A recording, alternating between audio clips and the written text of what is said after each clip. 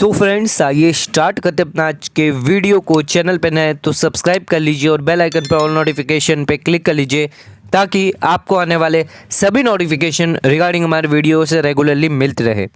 तो आज के वीडियो का टॉपिक है, अगर अभी तक आपको इनकम टैक्स से रिफंड नहीं मिला है तो इसके क्या पॉसिबल रीजंस हैं, किस वजह से आपके अकाउंट में रिफंड अभी तक नहीं आया है, ऐसे कौन से पॉसिबल रीज़न है और उसको कैसे आप ठीक कर सकते हैं। तो आज का वीडियो इसी टॉपिक पे है, इनकम टैक्स से रिफंड रिगार्डिंग। तो आइए स्टार्ट करते हैं अपना आज के वीडियो को। तो रिफंड हमें कब मिलता है? जब हम अपने टैक्सेस जो है वो ज़्यादा पे कर देते हैं, जो हमारे एक्चुअल टैक्स जो ड्यू होता है उससे ज़्यादा अगर हमने टैक्स पे कर दिया या हमारा ज़्यादा टीडीएस डिडक्ट हो गया तो उस केस में हमें इनकम टैक्स डिपार्टमेंट हमारा जो पैसा है, जो टैक्सेस ज़्यादा ले लिया था, वो वापस रिफंड कर देती है।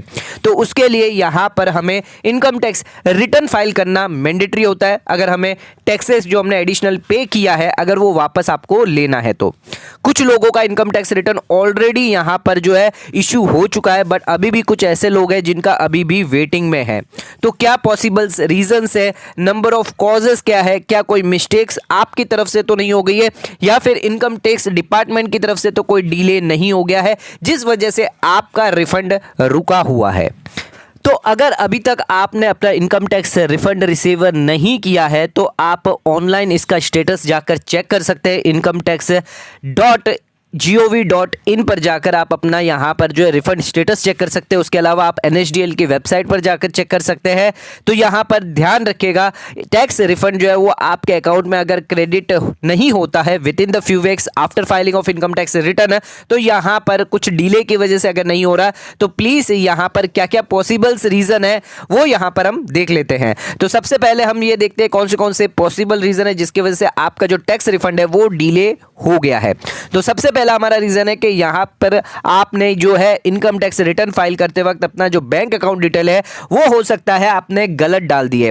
तो ऐसा हो सकता है, पॉसिबल हो सकता है कि टैक्स पेयर जो अपना इनकम टैक्स रिटर्न फाइल करते हैं उन्होंने यहां पर गलत बैंक अकाउंट डाल दिया या फिर कोई और ही बैंक अकाउंट की इंफॉर्मेशन डाल दी जिसकी वजह से आपका रिफंड रुका हुआ है। तो ध्यान रखिएगा, कभी भी अपना इनकम टैक्स रिटर्न फाइल करने से पहले यहां पर हमेशा अपने बैंक अकाउंट की इंफॉर्मेशन को रिव्यू जरूर कर ले कि यहां पर आप सही बैंक अकाउंट डाल रहे जिसमें आप अपना इनकम टैक्स रिफंड मंगवाना चाहते हैं। नेक्स्ट पॉसिबल रीजन हो सकता है कुछ ऐसे एडिशनल डॉक्यूमेंट या इंफॉर्मेशन अभी भी पेंडिंग पड़े हुए हैं जिसकी वजह से आपका रिफंड रुका हुआ है। तो ध्यान रखिएगा, प्रॉपर यहां पर पेपर वर्क होना चाहिए, इंफॉर्मेशन यहां पर प्रॉपर होनी चाहिए ताकि जो भी आपका अमाउंट है वो सही से आपको मिल पाए। तो कोई अगर डॉक्यूमेंट अगर अभी भी पेंडिंग है, अगर आपने ITR फाइल कर दिया है तो वो डॉक्यूमेंट ध्यान रखिएगा कि हमेशा रिटर्न फाइल करने से पहले प्रॉपर डॉक्यूमेंट यहां पर जरूर रखें। अगला हमारे यहाँ पर जो पॉसिबल रीजन हो सकता है वो है गलत इन्फॉर्मेशन, यानी फॉल्स इन्फॉर्मेशन हमने कहीं ना कहीं यहाँ पर कोड कर दिए, हमने इनएक्यूरेट या फॉल्स इन्फॉर्मेशन डाल दिए जिसकी वजह से हमारा यहाँ पर रिफंड रुक गया है। जो प्रोसेस है वो यहाँ पर या तो रिजेक्ट कर दिया गया या उसको और भी ज़्यादा टाइम लग रहा है बिकॉज हमने गलत इन्फॉर्मेशन डाल दी इनकम टैक्स रिटर्न फाइल करते वक्त है। अगला हमारा पॉसिबल रीजन है मिसमैच इन TDS और TCS क्लेम, जो यहाँ पर बहुत ज़्यादा मेन प्रॉब्लम आती है जो TDS और TCS है उसको क्लेम करने में। तो यहाँ पर जो TDS रिटर्न जो भरे थे एम्प्लॉयर्स ने या फिर बैंक ने, इन केस अगर आपका कोई इंटरेस्ट रहता है, FD का इंटरेस्ट या कोई अदर इंटरेस्ट रहता है, तो बैंक ने यहाँ पर आपका TDS जो रिटर्न भरा है उसके अंदर आपका यहाँ पर नहीं डाला गया, उस वजह से भी यहाँ पर दिक्कत आ सकती है कि 26A के अंदर आपका जो TDS है वो यहाँ पर नहीं दिखाई दे रहा है और इस वजह से आपका रिफंड नहीं आ रहा है। तो कभी भी अपनी ITR फाइल करें तो 26A जरूर चेक करिए। तो अपना यहां पर जो TDS रिटर्न है उसको रिवाइज करवाइए बैंक से या अपने एम्प्लॉयर से कहकर। अगला हमारा रीजन है यहां पर रिफंड रिक्वेस्ट आपने तो भेज दी पर वो अभी भी अंडर प्रोसेस में है। इनकम टैक्स डिपार्टमेंट से भी यहां पर एक्सपीरियंस हो सकता है डिले। तो यहां पर आपने जो रिक्वेस्ट भेजी है तो वो रिक्वेस्ट अभी भी यहां पर जो प्रोसेस में हो सकती है या फिर बैंक जो है वो अभी भी डिले कर रही है, एक्सपीरियंस यहां पर डिले हो रहा है, उस वजह से बैंक की वजह से भी यहां पर आपका रिफंड जो है वो अटक रहा है। अगला हमारा यहां पर सवाल है कि कैसे यहां पर आप अपना टैक्स रिफंड जो वो पा सकते हैं। तो यहां पर ध्यान रखिए, कभी भी अपने ITR जब आप फाइल करते हैं और अगर आपने रिफंड अभी तक रिसीव नहीं किया with in the reasonable time, तो यहां पर हमेशा आप ऑनलाइन और ऑफलाइन जरूर चेक करिए। जब भी ITR सबमिशन करें, अगर आपकी ITR प्रोसेस नहीं हुई है बिकॉज ऑफ द E-वेरिफिकेशन की वजह से तो उसको E-वेरीफाई जरूर करवाइए। बिकॉज अगर आपने E-वेरीफाई कर दिया या 120 डेज के अंदर आपने पोस्ट जरूर करवाई अपनी ITR, जब तक आपकी प्रोसेस नहीं होगी तब तक आपका रिफंड प्रोसेस स्टार्ट नहीं होगा। 5 प्लेटफॉर्म यहां पर इनकम टैक्स डिपार्टमेंट ने दिए जहां पर आप ITR वेरीफाई करवा सकते हैं, नेट बैंकिंग से, बैंक ATM से, आधार से, बैंक अकाउंट से और डीमेट अकाउंट से। तो यहां पर हमेशा अपने ईमेल्स को जरूर चेक करते रहिए। इनकम टैक्स डिपार्टमेंट हमेशा आपको ईमेल्स भेजता है जिसका रिप्लाई आप टाइमली करिएगा। तो ध्यान रखिएगा आप जो है ईमेल और यहां पर जो है रिक्वेस्ट आप प्रॉपर करते रहें। उसी के साथ साथ आज हम आपको बताने वाले हैं कैसे यहां पर अगर आपका रिफंड जो है वो फेल हो जाता है इनकम टैक्स डिपार्टमेंट की तरफ से यहां पर प्रोसेस करने के बाद यहां पर जो है कुछ रिजेक्शन अगर आपका हो जाता है तो कैसे आप रिक्वेस्ट जो है रीइश्यू कर सकते हैं रिफंड के लिए।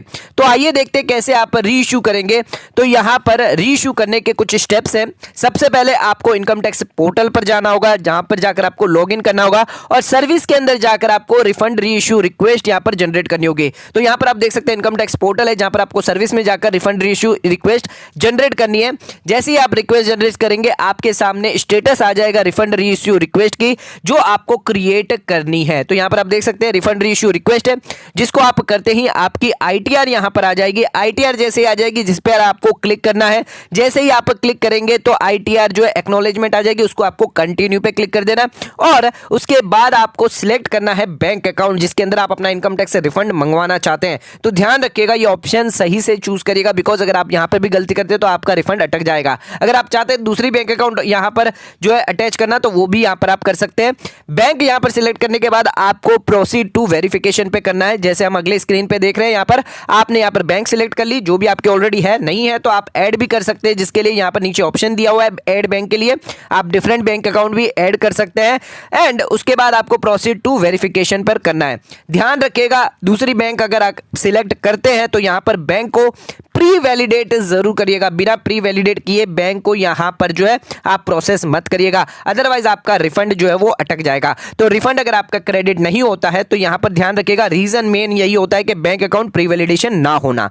छठा स्टेप है यहां पर बैंक अकाउंट जैसे ही सक्सेसफुली वेरीफाइड हो जाएगा आपकी रिफंड रीइश्यू रिक्वेस्ट जो है वो सक्सेसफुली सबमिट हो जाएगी। उसको आप ई वेरीफाई कर सकते हैं आधार OTP से, EV से, बैंक से और डीमेट अकाउंट से। तो ध्यान रखिएगा यहां पर कंफर्मेशन डिपार्टमेंट मैसेज यहां पर भेजता है आपको ईमेल आईडी पर, मोबाइल नंबर पर, वो हमेशा आप जो है सेव करके रखिएगा आपके रजिस्टर ई फाइलिंग जो पोर्टल पे आपने रजिस्टर किया है, मोबाइल नंबर ईमेल आईडी, उस पर ये कंफर्मेशन मैसेज यहां पर आ जाता है। तो ये पूरा प्रोसेस है और पॉसिबल रीजन है जिसके वजह से आपका रिफंड अगर रुका हुआ है तो कैसे आप प्रोसेस कर सकते हैं उसको वापस रिफंड रीइश्यू कर सकते हैं ताकि आपका जो रिफंड पैसा है जो आपने एसेक्स टैक्स पे किया है वो आपके अकाउंट में क्रेडिट हो जाए। तो आज के वीडियो को यहीं खत्म करते हैं। वीडियो पसंद आए चैनल को लाइक और सब्सक्राइब जरूर करेगा, ज्यादा शेयर जरूर करेगा। धन्यवाद।